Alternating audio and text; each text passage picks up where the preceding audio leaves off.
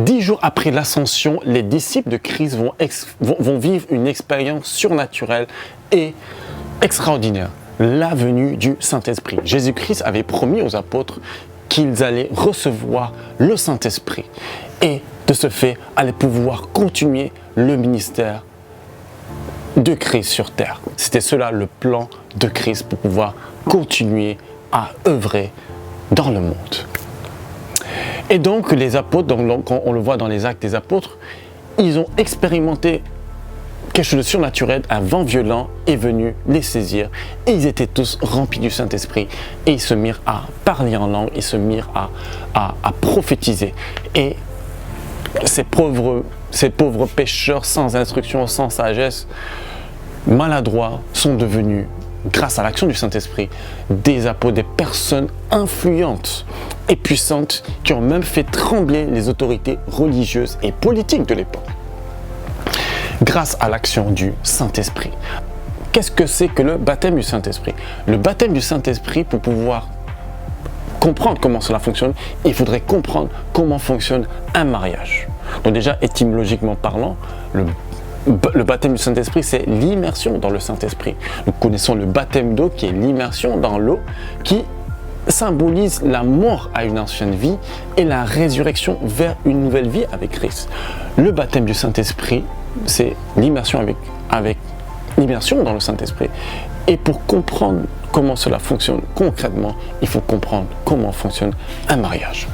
Alors pourquoi parler de mariage? Tout simplement parce que lorsque l'on lit les Écritures, c'est souvent le mariage qui est symbolisé pour pouvoir comprendre la relation de Christ avec l'Église. Et d'ailleurs, dans le livre de l'Apocalypse, la toute dernière révélation de Christ au monde, à son Église, c'est la révélation de l'époux. Le Christ se présente comme l'époux qui vient vers son épouse, donc l'Église.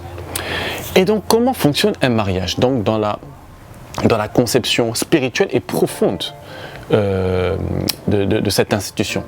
Le mariage, c'est l'union de deux personnes. C'est deux personnes qui décident de former une seule et même entité. C'est deux personnes qui décident d'abandonner leur ancienne vie pour pouvoir former une vie avec l'autre, former une famille avec l'autre, laisser l'autre disposer de ses biens, disposer de sa personne, disposer de tout son espace. C'est ça le mariage. Et bien sûr, lorsqu'on se marie avec une personne, on lui offre une alliance en signe de don de soi. Et le baptême du Saint-Esprit, c'est exactement la même chose. Le baptême du Saint-Esprit, c'est une alliance que l'on scelle avec Christ. C'est Christ qui décide de posséder l'homme. C'est Christ qui décide de se donner entièrement à l'homme, de posséder le corps de l'homme. Et c'est aussi l'homme qui décide, donc l'homme ou la femme bien entendu, qui décide de laisser le Saint-Esprit disposer de son corps. Laisser le Saint-Esprit utiliser son être entier pour pouvoir œuvrer. Et c'est pour ça que la Bible dit que celui qui est en Christ est une nouvelle créature. Les choses anciennes sont passées, voici toutes choses sont devenues nouvelles. Celui qui s'attache au Seigneur forme avec lui un seul et même esprit. Et il y a plusieurs passages dans la Bible qui laissent croire que l'alliance, le baptême du Saint-Esprit, l'immersion dans le Saint-Esprit, c'est un mariage, c'est une alliance que l'on contracte avec Christ. Alors, bien entendu, lorsque l'on voit tout le récit des Actes des Apôtres, et lorsque l'on voit l'Église aujourd'hui, on a envie de se dire, qu'est-ce qui ne va pas?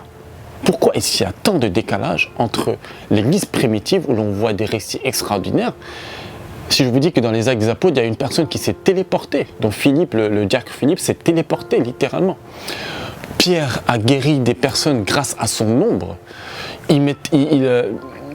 Les apôtres prenaient des mouchoirs et les envoyaient dans les villes, et avec ces mouchoirs, les gens étaient guéris. Donc c'est des scénarios dignes de science-fiction. Et pourtant, c'était des faits véridiques. Sinon, crois vraiment à ce que la Bible dit. Jésus avait dit que vous ferez des choses encore plus grandes que ce que je n'ai fait. Et lorsqu'on voit aujourd'hui l'Église, est-ce que l'Église aujourd'hui fait des choses plus grandes que le Christ avait fait ou que les apôtres avaient fait? Non. Et donc, pour comprendre réellement le fond du problème, il faut comprendre en fait comment fonctionne un mariage. Dans un mariage, les toutes premières semaines, les tout premiers jours, c'est les moments les plus extraordinaires. C'est la lune de miel, c'est la nuit de noces, les deux époux sont dans les nuages. Mais après, qu'est-ce qui se passe? C'est après que commencent les vraies choses. C'est après qu'il faut entretenir leur relation. C'est après qu'il faut entretenir cette alliance. Et bien des fois, nous oublions cela. Nous avons une première expérience avec le Saint-Esprit, on est fiers de cela, mais après on oublie que on a la puissance de Dieu en nous et on doit entretenir cette puissance. On doit entretenir cette relation avec le Saint-Esprit. Sinon, cette flamme qui au début brûle, qui au début était intense, va finir par s'amoindrir. Au final, on va complètement perdre la puissance et on va être désinvesti de la nature de Christ. Parce que le but du Saint-Esprit, le but de l'action du Saint-Esprit en nous, c'est de pouvoir communiquer en nous la nature de Christ et la puissance de Christ. La nature de Christ grâce aux fruits de l'Esprit et la puissance de Christ grâce aux dons spirituels.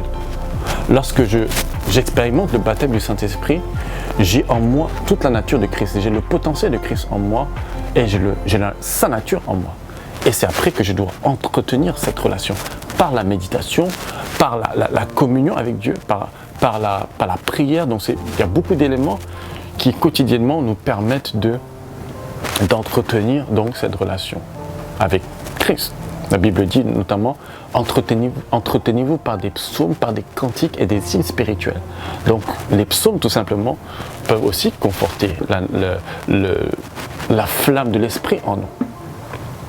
Le but du Saint-Esprit était de pouvoir perpétuer le ministère de Christ sur terre. Et d'ailleurs, le terme chrétien signifie littéralement petit Christ.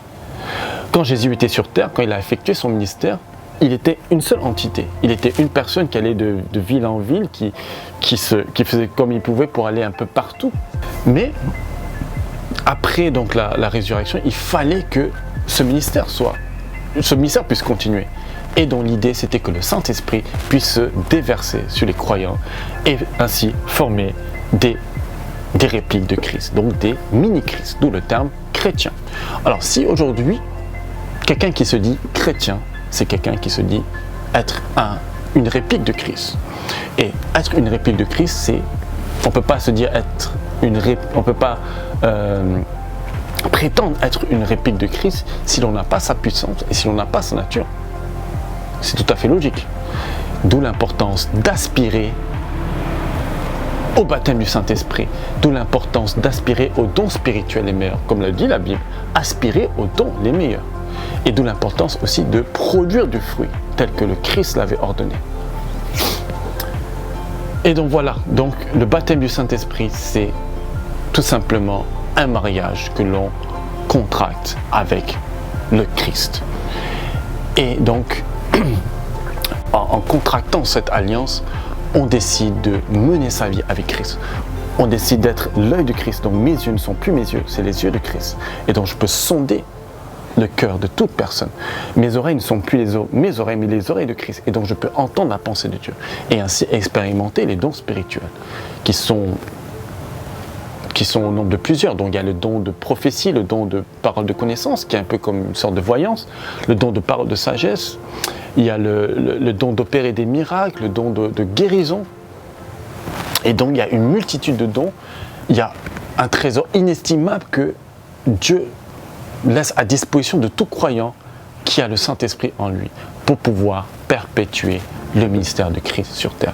Christ voulait faire du bien au peuple, Christ voulait faire du bien au monde et nous avons la mission en tant que croyants, en tant que disciples de Christ, de perpétuer cette volonté et faire du bien au monde à travers le Saint-Esprit.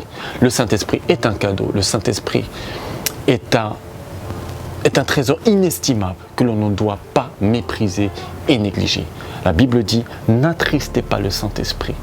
Le Saint-Esprit, tout comme un mari ne doit pas attrister sa femme, et tout comme un mari doit entretenir cette relation avec sa femme, nous aussi ne devons pas attrister le Saint-Esprit, mais entretenir cette relation par la prière, par la méditation, par la louange, par une vie de sainteté, par par la proclamation de psaumes, par plusieurs éléments qui confortent la nature de Dieu en nous.